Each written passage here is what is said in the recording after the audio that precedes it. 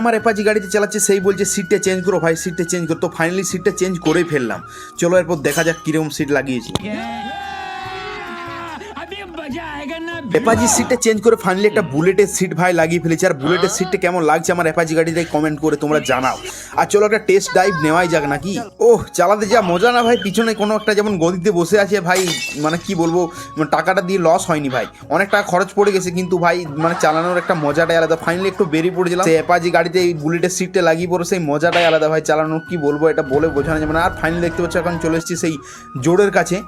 আর সেই জোরটা ভাই পুরো চারিদিক দিয়ে দেখতে পাচ্ছ সবুজ। আর আজকে হবে বাড়িতে বিরিয়ানি, আর তার জন্য দেখতে পাচ্ছ এখানে জোরের কাছে চলে এলাম। আর এই যে বোন কিন্তু নিয়ে যাচ্ছে কাঠ আমার জন্য। তারপর কিছুটা আসার পর এখানে দেখলাম যে একটা ফুটবল আর এতজন একসাথে খেলছে ভাই, মানে খেলছে না ঝামেলা করছে বুঝতেই পারছি না। ওর মনে পড়লো যে ফুটবল এইভাবেই খেলে, একটা বল আর এতজন একসাথেই খেলে, মানে আমি বুঝতে পারছি অনেকদিন ধরে খেলা হয়নি ভাই, কি বলবে কষ্টের কথা, আবার সব ভুলে গেছি। আর দেখতে পাচ্ছ এখন চলে এসেছি সেই রাজগ্রামে, যেখানে কিন্তু রথ মানে রথটা এসে থাকে লালবাজার। এখানে কিন্তু পুরো একদম প্রস্তুতি রেডি হচ্ছে, দেখতে পাচ্ছ পুরো প্যান্ডেল এই যে সব রেডি হচ্ছে।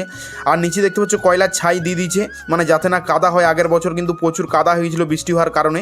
আর দেখতে পাচ্ছ কত কয়লার ছাই নামিয়েছে, একবার দেখো সেই সবগুলো বিছিয়ে দিয়েছি। আর দেখতে পাচ্ছ প্যান্ডেল সব রেডি করছে, বাসপত্র যা কিছু গাড়াগাড়ি করে আর কি। আর দেখতে পাচ্ছ সব কিছু রেডি হয়ে গেছে। আর এখন চলো তোমাদেরকে ভিতর দিকটা দেখাই। আমার এইখানে কিন্তু দেখতে পাচ্ছ অ্যাপাচি গাড়িটা আমার পার্ক করে দিয়েছি। আর চলো এখন ভিতরের দিকে যাওয়া যায়, যেখানে কিন্তু জগন্নাথ ঠাকুর এবং সুভদ্রা বলরামকে রাখা হয়। আর দেখতে পাচ্ছ এখন কিন্তু সেই ভিতর দিকে চলে আসছি। আর এই যে দেখতে পাচ্ছ ভিতরটা কিন্তু প্যান্ডেল রেডি হয়ে গেছে। বন্ধুরা এই জায়গাটা দেখতে পাচ্ছ, এই জায়গাটা দিয়ে থাকে জগন্নাথ, বলরাম এবং সুভদ্রা। আর দেখতে পাচ্ছ এইখানটা পুরো ঘোরা হয়ে গেছে এবং ঘুরে পরে এরপর যাবো, চলো যাওয়া যাক রাজগ্রামের বীজের দিকে যাবো। এরপর দেখতে পাচ্ছ এখানটা কত সুন্দর সাজিয়েছে দেখো। আর এখানে কৃষ্ণ ঠাকুর সব কিছু আছে, কৃষ্ণ ঠাকুরের মূর্তি। আর এখন এইগুলো দেখে এখন চলে গেলাম রাজগ্রামের ব্রিজ। আর ভাই ব্রিজের ভিউটা জাস্ট একবার তোমরা দেখো ভাই ভাই ভাই ভাই সেই লেভেলের লাগছে ভাই।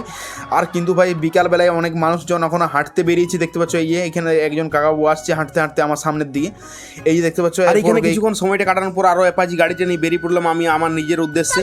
তো দেখতে পাচ্ছ এখানে কত সুন্দর ভিউটা জাস্ট একবার দেখো। বিকালবেলায় অনেকে হাঁটতে বেরোয়, দেখতে পাচ্ছ এই যে বোনরা হাঁটতে বেরিয়েছে, দেখতে পাচ্ছ রাজগ্রাম যে নদীটা। আর এখন পৌঁছে গেছি ভৈরব স্থানের কাছে, যে নতুন একটা টাওয়ারটা হয়েছে দেখতে পাচ্ছ, দারুণ কিন্তু লাগছে একবার দেখো তোমরা ভাই রে ভাই, এত সুন্দর লাগছে। এটা কিন্তু রাত্রেবেলায় লাইট জ্বলে না কেন সেটা আমি জানি। আর এখানে কিছু দূর আসার পর দেখলাম বাঁদরে ভাই মানুষকে বিস্কুট খাওয়াচ্ছে।